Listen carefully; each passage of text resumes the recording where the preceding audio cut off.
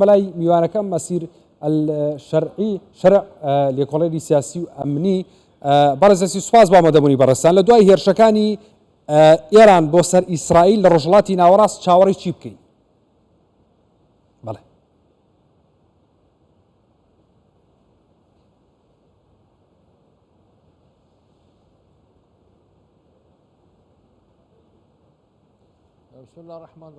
بەناوی خۆی بەخشندەی میهرەبان ئەمڕۆ کێشە و قەیرانەکان کە دەوری ناوچەی ڕۆژهەڵاتی ناوەڕاستیان داوە بە شێوەیەکی گشتی قەیرانی نوێنین ئەمانە بەڵکو پرۆژەیەکێ ئەم پرۆژەیە کۆمەڵێک پرۆژەی دیکەی لە خۆ گرتووە لە ڕۆژهەڵاتی ناوەڕاست بەشێکیان جێبەجێکرا و ڕەنگە ئەم پرۆژانە گۆڕانکاری دیمۆگرافی و جوگرافی لە ناوچەکەدا بەرپا بکەن بۆیە من پێم وایە ئەو قەیرانەیەک بە دوای یەکانەی کە ئێستا لە عێراقدان دەکرێت ئەو گۆڕانکاریە بەدی بهێنن لە عێراق و ڕۆژهەڵاتی ناوەڕاست دوهەمینیشان بابەتی ئیسرائیل و ئێران و هەروەها کێشەی فەڵەستین پێم وایە دوو دەوڵەتی دەتوانێت بەشێکی زۆری کێشەکان چارەسەر بکات و ئەو پرۆژەیەش کە پێشتر دانراوە دەکرێت پرۆژەیەکی سەرکەوتوو بێت بەڵام ئەم قەیرانانە ڕەنگە بەشێک لە وڵاتەکان لێک بدەن بیکات بە یەک وڵات ئەوەی دوێنێ ڕوویدا لە هێرشی درۆنی و موشکی لەلایەن ئێرانەوە بۆ سەر ئیسرائیل ئەمە کاردانەوە بووە لە بەرامبەر ئەو هێرشێکی ئێران کردیە سەر کۆنسوڵخانەی ئێران لە دیمەشق ئەم ململانەیە ڕەنگە بە ئاسانی کۆتایی پێنێت بەڵکو بواری ئەوەی تێدا کە بەرەو پێشەوە بچێت وەک لە شەب کات پەرە بسەنێت بەوە ببێتە ململانەیەکی هەرێمی نەک لە نێوان دوو وڵاتدا بمێنێتەوە ئەوەی دوێنێ ڕوویدا پەیامی لە چوارچەوەی هێرشی ڕاستە خۆدا بن یان لە چوارچەوەی کار و کاردانەوە لە ساحەکانی جەنگی لە یەمەن و لە سووریا و لە وڵاتانی چواردەور.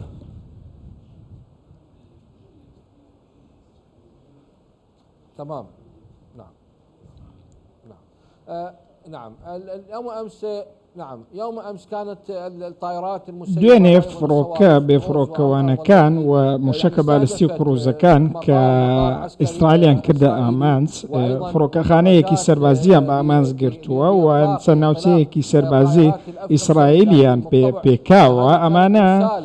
پەیام بوون لەلایەن ئێرانەوە پەیامێکی زۆر ڕوون بوون بۆ ئیسرائیل و ئەوەیان بە ئیسرائیل گوت کە ئێمە دەتوانین بە ئێوە بگەین و دەتوانین بە ناوچە سەربازیەکانی ئێوە بگەین بۆ ڕاستە بەشێکی زۆری ئەم درۆن و موشەکانە هێنداونەتە خوارەوە و نەکەون و تونەتە نێوخاکی ئیسرائیل بە شێوەیەکی ڕاستەوخۆ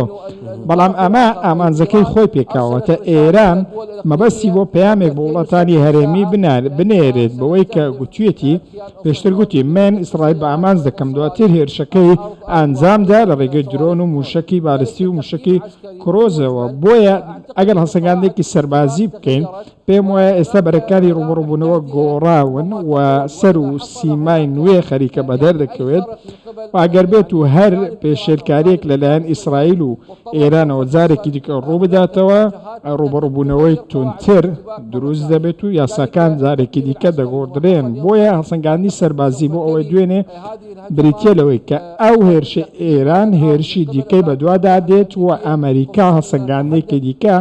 لەسەر زەمینی ئەو ناوچەیە دەکاتەوە بە تێبەتی کە ئەمریکا لە بەردەم هەڵبژاردندایە و هەوڵ دەدات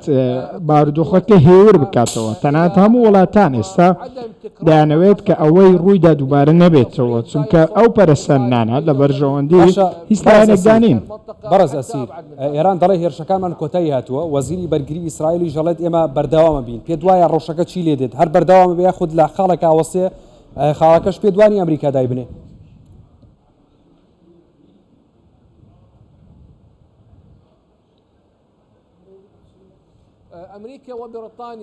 ئەمریکا و بەریتانیا بەیەکەوە هەوڵیان داوە کە بەشێک لەو موشەکانەی ئێران بخەنە خوارەوە و بەشێک لەو موشەکانەی لە باشووری لوبنان و لە یەمەن و هەندێک ناوچەی عێراقیشەوە بە ئاراستەی ئیسرائیل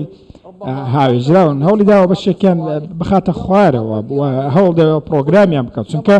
ئەم هێرشەی ئێران هێرشێکی لە پڕ نەبوو وەکو ئەوەی لە تۆفانی ئەقسادا ڕوویدا بەڵکو ڕۆڵی ئەمریکا ئەستا ئەوەیە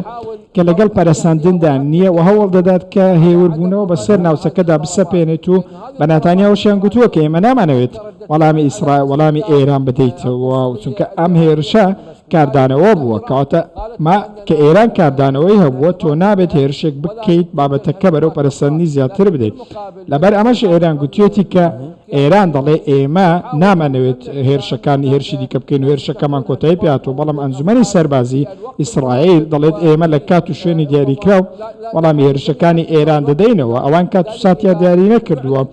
بۆیە ئەگەر بەڕاستی کاردانەوە و هێرشی دیکە لەلایەن ئیسرائیلەوە بۆ سەر ئێران یاخۆت بۆ سەر بەرژەوەندەکانی ئێران لە ناوچەکەدا هەبێت باردۆخەکە زۆرەوەی هەیە خراپتر دەبێت و ئەو کاتە ئەمریکا دەکەوێتە باردۆخێکی زۆر ناخۆشەوە.